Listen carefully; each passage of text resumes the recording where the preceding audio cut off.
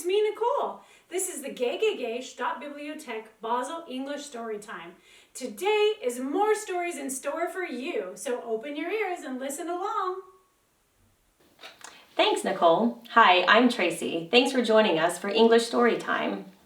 Today, I've got two wonderful books for you, and they are inspired by kids being creative, following their dreams, doing whatever they want, and not always listening when they're told no. So join along.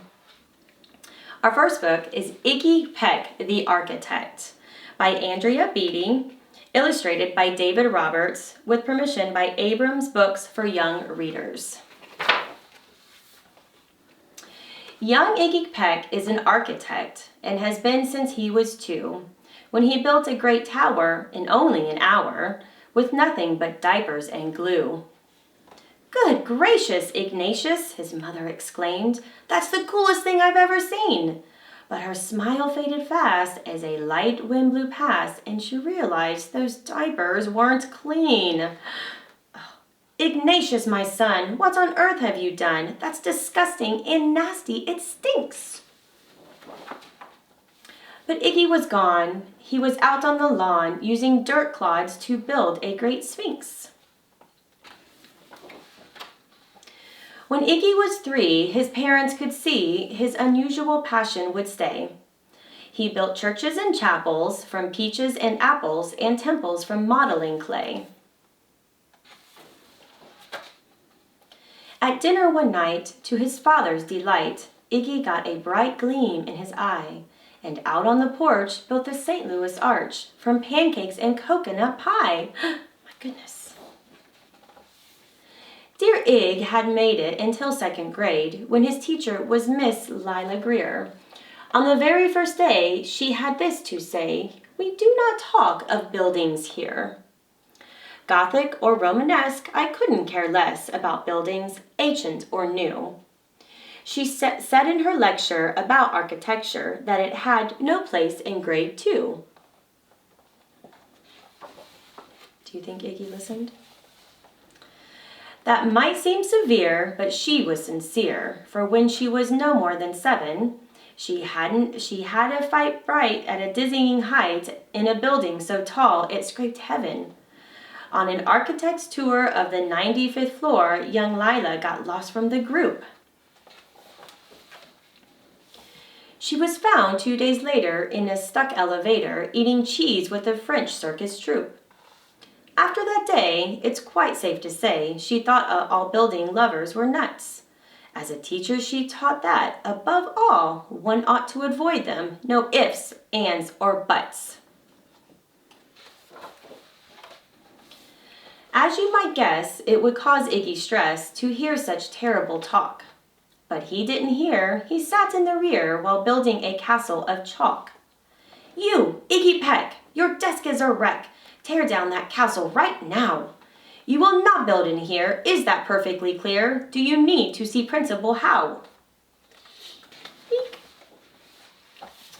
"No, ma'am," Iggy said. He lowered his head, and his heart sank down to the floor.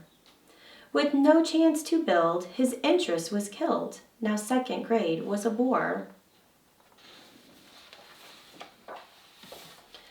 After 12 long days that passed in a haze of reading, writing, and arithmetic, Miss Greer took the class to Blue River Pass for a hike and an old-fashioned picnic. They crossed an old trestle to a small island nestled in the heart of a burbling stream. But they no sooner passed than the footbridge collapsed and Miss Greer started to scream. "We're trapped here! Oh my! Alas! Kids, goodbye!" Her eyeballs rolled back in her head. She dropped to the ground with a vague groaning sound. Luckily fainted, not dead.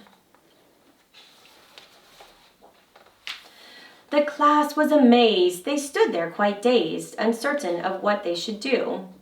But one bright young man was off hatching a plan which started with Miss Lila's shoe. Soon each lad and lass there at Blue River Pass was working together as one. And when she came to, Miss Lila Greer knew that something quite brave had been done. She looked in the air and saw hanging there a structure with cables and braces. And on the far side, beaming with pride, there were 17 smiling young faces. Boots, tree roots, and strings, fruit roll-ups and things, some of which one should not mention, were stretched ridge to ridge in a glorious bridge dangling from shoestring suspension. It all became clear to Miss Lila Greer as she crossed that bridge over the stream. There are worse things to do when you're in grade 2 than to spend your time building a dream. Now every week at Blue River Creek Elementary in 2nd grade, all the school kids can hear, along with Miss Greer, how the world's great buildings were made. The weekly guest speaker is in t-shirt and sneakers, talks of buildings from Rome to Quebec. Of course, he's the guy who builds towers from pie, that brilliant young man, Iggy Peck. So for our next book, we've got Ada Twist, the Scientist, also by Andrea Beaty, illustrated by David Roberts, with permission by Abrams Books for young readers. Are you ready for this adventure? Let's go. Ada Marie, said not a word till the day she turned 3. She bounced in her crib and looked all around, observing the world, but not making a sound. She learned how to climb and made her big break with a trail of chaos left in her wake. She ran through the day, chasing each sound in sight, and didn't slow down till she conked out at night. Her parents were frazzled, but tried not to freak, as Ada grew bigger and still did not speak. Clearly, young Ada, with lots in her head, would have something to say when it ought to be said. And that's just what happened when Ada turned 3. She tore through the house on a fact-finding spree and climbed up the clock just as high as she could. Her parents yelled, "Stop!" As all good parents would, of course. Ada's chin quivered, but she did not cry. She took a deep breath, and she simply asked, "Why? Why must I get down? Why does it tick, and why does it talk? Why don't we call it a granddaughter clock? Why are those pointy things stuck to a rose? Why are those hairs up inside of your nose?" She started with why, and then what, how, and when. By bedtime, she came back to why once again.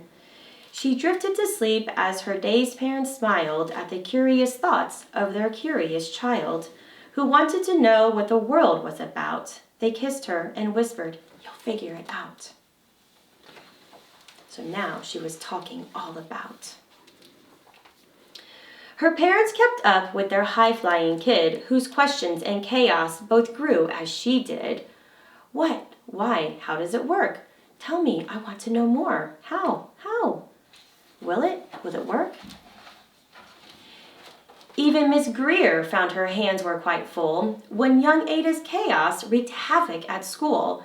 But this much was clear about Miss Ada Twist. She had all the traits of a great scientist. Lots of fun things are happening with her. Ada was busy that first day of spring testing the sounds that made mockingbirds sing when a horrible stench whacked her right in the nose, a pungent aroma that curled up her toes. "Zowie," said Ada, which got her to thinking, "what is the source of that terrible stinking?" Ew-wee. How does a nose know there's something to smell? And does it still stink if there's no nose to tell? She rattled off questions and tapped on her chin. She'd start at the start where she ought to begin. A mystery, a riddle, a puzzle, a quest. This was the moment that Ada loved best. She is going to figure it out. Ada did research to learn all she could of smelling and smells, both the stinky and good. One hypothesis Ada thought could be true. The terrible stink came from Dad's cabbage stew. Gross. She tested and tested, but soon Ada knew it was time to come up with hypothesis 2. Does anybody know what a hypothesis is? Maybe? It's when you're testing something to see if it will work. You have an idea and you test it. Will it work? Will it not? Then Zowie, the stink, struck again, just like that. Hypothesis 2, it's caused by the cat. The cat couldn't make such a stink on its own. It needed perfume and some fancy cologne. So young Ada tested. The test was a flop. She started again, but her parents yelled, "Stop!" Ada Marie, to the thinking chair now. By the time we count 3. Enough, said her mother. That's it, said her dad. Her parents were frustrated, frazzled, and mad. Why? Ada questioned. Her mother said, no. What? Ada queried. Her father said, go. You ruined our supper. You've made the cat stink. Enough with your questions. Now sit there and think. She looked at her parents. Her heart turned to goo. Poor Ada Twist didn't know what to do. She was just trying to figure it out. What was the stink? And so Ada sat, and she sat, and she sat. And she thought about science and Stu and the cat, and how her experiments made such a big mess. Does it have to be so? Is that part of success?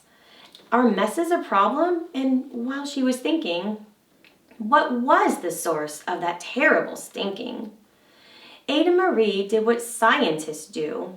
She asked a small question, and then she asked 2. And each of those led her to 3 questions more, and some of those questions resulted in 4. As Ada got thinking, she really dug in. She scribbled her questions and tapped on her chin. She started at why, and then how, what, and when. And at the end of the hall, she reached why once again. Why is that stink? She couldn't let it go. Her parents calmed down. Oh, okay. And they came back to talk. They looked at the hallway and just had to gawk. Look at all those drawings. This is what Ada was doing, trying to figure it out. No patch of bare paint could be seen on the wall. The thinking chair now was the great thinking hall. They watched their young daughter and sighed as they did. What would they do with this curious kid who wanted to know what the world was about? They smiled and whispered, we'll figure it out. And that's what they did, because that's what you do when your kid has a passion and heart. That is true, right, parents? You with me? They remade their world. Now they're all in the act of helping young Ada sort fiction from fact. She asks lots of questions. How could she resist? It's all in the heart of a young scientist. And as for that smell, what can Ada Twist do but learn all she can with her friends in grade 2? Will they discover that stink that curls toes? Well, that is the question. And someday, who knows? Maybe they'll find the answer. And if you're looking for another great book about a young lady who did not take no for an answer, there's a great book in the library called Our Little Inventor by Real, and it's illustrated beautifully, lots of colors, and a lovely little girl who built an amazing machine to save a city from the polluting air. Traveled a long way to get there. It's a lovely story. She didn't take no for an answer, and you shouldn't either sometimes.